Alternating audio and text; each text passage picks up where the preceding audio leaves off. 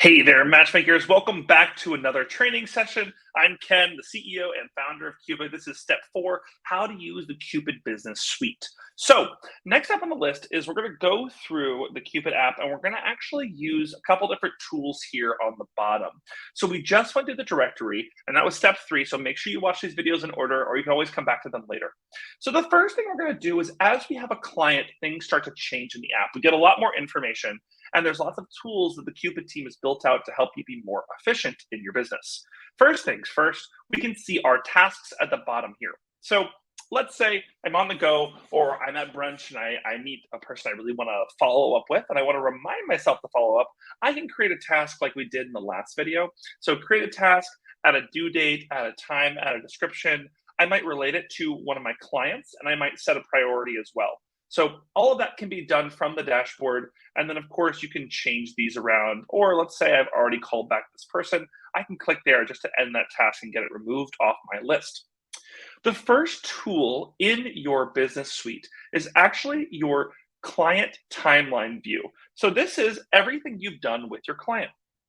So if I scroll down, my client Jeff has had a couple different dates confirmed or canceled. Now, the reason why we see some blank pieces is this user was deleted. So we do some testing around that. But he confirmed a date with Daniel. He went on a date with Daniel. So I can see this. And the important piece is I can toggle this off and on because over time, as you get 5, 10, 15, 20, 25, 30 clients, you're going to need to be able to go over and see this information.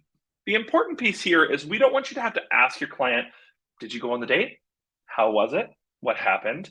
Hopefully all that information is here in Kupid to make your life easier and especially to remember, because when you have 10 clients and they're going on a date a week, that's a lot of things to remember. So to help you, we have this little thing at the bottom, which is this little briefcase, and start with the history.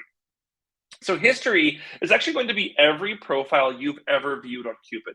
So this is a list that you'll be able to use. Basically, imagine if you're spending an evening for about an hour or so doing some research, you might want to load more and more, and you might want to see all the different folks you've ever viewed.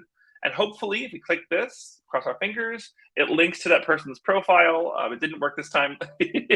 What it should do is when you go here, you click on history, you click on someone's profile, it should take you straight there. Sometimes we have bugs and issues. If you find a bug like this, please do send it to us on the Kupid Discord. So I'm going to report that later, but we'll just keep going with training.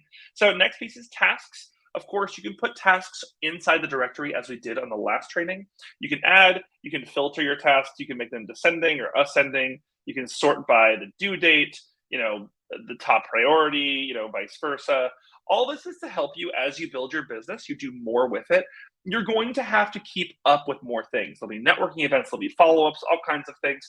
Tasks is what's going to help you do that. You can filter for things that were completed. You can see what tasks I complete last week, what tasks, are uncompleted, yet to be done, that kind of thing.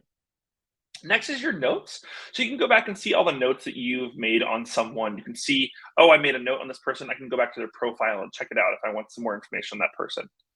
Still linking to not the right user. So this should link over to that user, but we'll get that fixed. So that's notes. The last one is lists. So as you get a new client, one of the things you might decide to do is create some lists.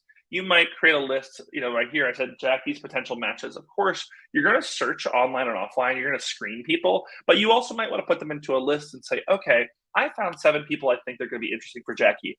Why don't I send her, one first look every few days?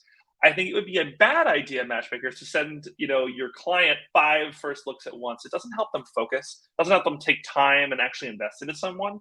You're kind of behaving like a conventional dating app where they're trying to balance their interests and attention in 50 different people. So that is the general business suite. The last thing I'll show you is your notifications. So the top right here, this little bell, you'll see that it'll change sometimes. It'll have a little notification red dot. This loads because this is all of your notifications, everything that's happened on the app. So as you can see, these are all the things. There's a date order whenever I did an action, whenever one of my clients, you see Jeff and Daniel missed their date. Oh no, something must have happened.